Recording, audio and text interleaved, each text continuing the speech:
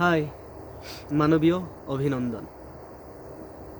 কাৰণ আমাৰ দৃষ্টিততো কোনো হিন্দু মুছলমান নহয়, সকলো মানুহ। গতিকে মোৰ তৰফৰ পৰা সদায় মানৱীয় অভিনন্দনেই থাকিব। কিছুমান কথা আমি ক'বই লাগিব। হয়তো সময়ৰ দাবী অথবা মানুহ হিচাপে কথা কোৱাৰ অধিকাৰ অথবা আমাৰ ক'বলগীয়া কিছু থাকে। মই কিদৰে নাস্তিক হ'লোঁ, এই বিষয়টো হয়তো কেইবাটাও খণ্ডত মই আপোনালোকৰ মাজত লৈ আহিম। এইটো হৈছে প্ৰথম খণ্ড। আৰু এটা কথা এই মুহূৰ্তত কৈ থ'ব লাগিব, আজি আপোনালোকে মোৰ মাতটো বেলেগ পাইছে ন?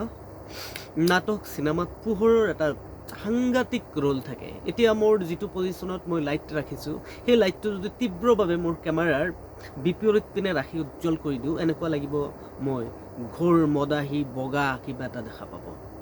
আৰু এতিয়া মোৰ মাতটোতো তেনেকুৱা লাগিছে, হয়নে? মোৰ চৰ্দিটো বহুত বেছি লাগি থাকে, আগে পিছৰ লাগে। মোক এইটোক লৈ বহুতে অভিযোগ কৰিছে, আইবে মদ খাই এনেকৈ ভিডিঅ' কৰে।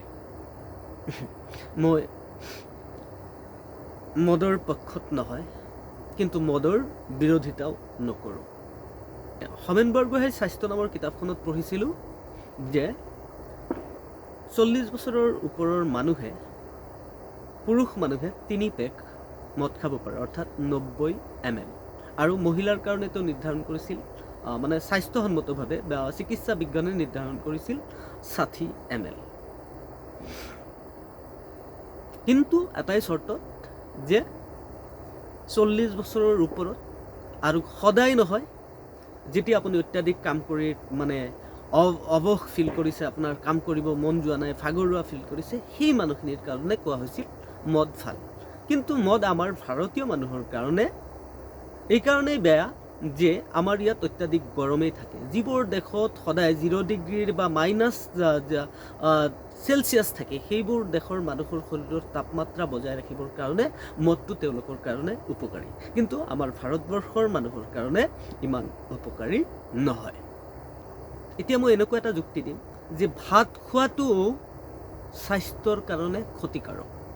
যদি আপুনি 200 গ্ৰাম চাউলৰ ভাত খাব পাৰে, আপুনি যদি 1 কেজি চাউলৰ ভাত খাই দিয়ে, আপোনাৰ পেটত, আপোনাৰ শৰীৰত বিসংগতিৰ সৃষ্টি হ'ব। গতিকে ভাত খোৱাটো ক্ষতিকাৰক। ঠিক তেনেদৰে মদটো, স্পষ্টীকৰণটো দি দিলোঁ যে মোৰ চৰ্দি লাগিছে, মই মদ খোৱা নাই। যিয়ে নহওক, এতিয়া মূল বিষয় লৈ আহোঁ। ছলমান ৰুছদীৰ দৰে মানুহৰ ওপৰতো মুছলমানে আক্ৰমণ কৰিছে, আমেৰিকাৰ দৰে ঠাইত। আৰু মইতো ভাৰতবৰ্ষত আছোঁ। বাংলাদেশৰ পৰা কেইবাজনো নিৰ্বাসিত হৈ অসমত, ভাৰতত আশ্ৰয় লৈছে। আৰু মই অসমত আছোঁ, কিন্তু তাৰে ভিতৰত মই কেতিয়াবা অনুভৱ কৰোঁ মোক কেতিয়াবা মাৰি পেলাব। মোৰ সেইটো অনুমান হয়, বিগত দিনত সেইটো অনুমান হৈছে। তো যদিও মই এতিয়া এনেকুৱা লাগিছে যেনে মই অকলশৰীয়া নহয়। মোৰ ইমান বন্ধু আছে যে হয়তো দেখাত 20,000 মান শত্ৰু, তাৰে মাজত 500 মান এনেকুৱা বন্ধু আছে যিসকলে মোক বিভিন্ন ধৰণে সহায় সহযোগিতা কৰিছে। আৰু সেই মানুহখিনিৰ কাৰণেতো কিবা এটা কৰি যাব লাগিব। কোনোবাই মাৰি পেলোৱাৰ আগত হয়তো ময়ো জীয়াই থকাৰ চেষ্টা কৰিম। আইনে কিমান দূৰ সহায় কৰে মই নাজানো, কিন্তু কথা কৈয়ে যাব লাগিব। তো যিয়ে নহওক, ভিডিঅ' দীঘলীয়া নকৰোঁ। ভিডিঅ'ত আচলতে 10 মিনিট কৰি মই কেইবাটাও খণ্ড দিম যে মই কিদৰে নাস্তিক হ'লোঁ। যিয়ে নহওক, মূল আলোচনাৰ মাজলৈ গৈছোঁ। 2006 চন, মই 8ম শ্ৰেণীত পঢ়োঁ। তাত নলিনীবালা দেৱীৰ কবিতা আছে, আমাৰ শিক্ষকজনে পঢ়াই আছে। আৰু তাত পঢ়াই থাকোঁতে মানে এনেকুৱা এটা কথা ক'লে যে এই আত্মাৰ লগত পৰমাত্মাৰ মিলন হোৱাটোকেই নলিনীবালা দেৱীৰ কবিতাই বুজাইছে। প্ৰশ্ন আহি গ'ল মোৰ তেতিয়াই, ইছলামত দেখোন কোৱা হৈছে যে নহয়, মৃত্যুৰ পিছত যি ভাল কাম কৰিব, বেয়া কাম কৰিব, তাৰ বিচাৰ কৰি স্বৰ্গ অথবা নৰক, বেহেস্ত অথবা দোজখত দিয়া হ'ব। কিন্তু ইয়াত নলিনীবালা দেৱীয়ে কৈছে পৰমাত্মাৰ লগত মিলি যোৱাৰ কথা। আপোনালোকে এতিয়া কবিতাটো এই মুহূৰ্তত মোৰ মনত পৰা নাই। তেতিয়া মই ছাৰক প্ৰশ্ন কৰিছিলোঁ,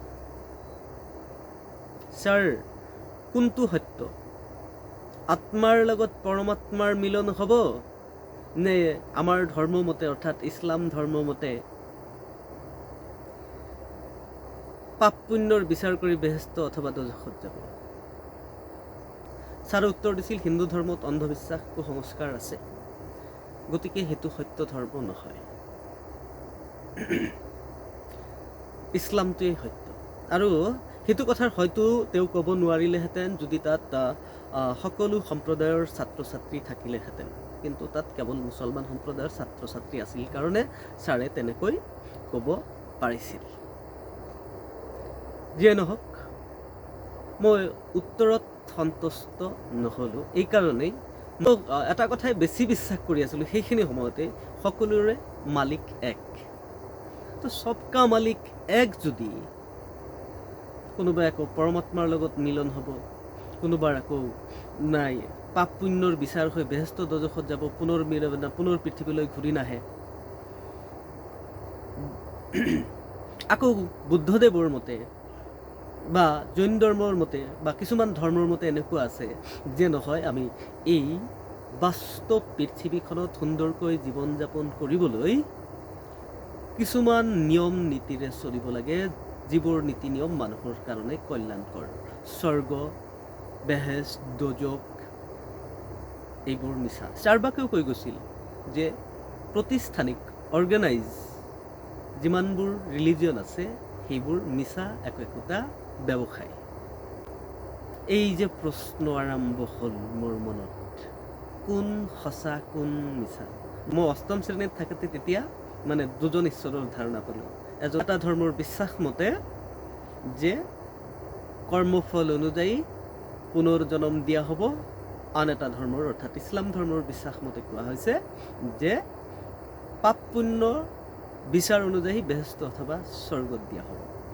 সবকা মালিক এক, কিন্তু এতিয়া কিয় দুভাগ কৰা হ'ল? এই প্ৰশ্ন আহি গ'ল। তাৰপিছতো মই সেইটো সময়ত যে নহয়, ইছলাম ধৰ্মটোৱেই সঁচা, এনেকৈ লগৰ বন্ধুবোৰৰ লগত, মই নামো ক'ব পাৰিম, ৰাজিবুল ইছলাম, খুব ভাল বন্ধু আছিল। কেতিয়াবা শুক্ৰবাৰে আমি একেলগে গৈ নামাজ পঢ়িছিলোঁ।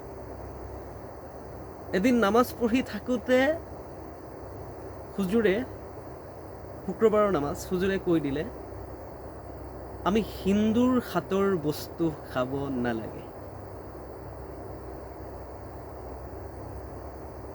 মই দেখা পালোঁ আমি দেখোন হিন্দুৰ হাতৰ বস্তু খাওঁ। মোৰ ঘৰখন কেতিয়াবা বানপানীত উটি বাঢ়ি গুচি যায়, ডুবি যায়। আমি হিন্দু মানুহৰ ঘৰত আশ্ৰয় লওঁ, আমাক খাবলৈ দিয়ে, থাকিবলৈ দিয়ে, বিভিন্ন ধৰণে সহায় কৰে, আৰু সেই মানুহখিনিক আমি ঘৃণা কৰিম? ধৰ্মই ঘৃণা কৰা শিকায় নেকি? প্ৰশ্ন হয়। এনেকৈ প্ৰশ্ন আহি থাকিল আৰু মই নিজৰ মতে কিছু অধ্যয়ন কৰি গৈ থাকিলোঁ। দ্বিতীয় খণ্ড মই আৰম্ভ কৰিম ক্লাছ 10ৰ পৰা হায়াৰ ছেকেণ্ডেৰীলৈকে। আজিলৈ ধন্যবাদ।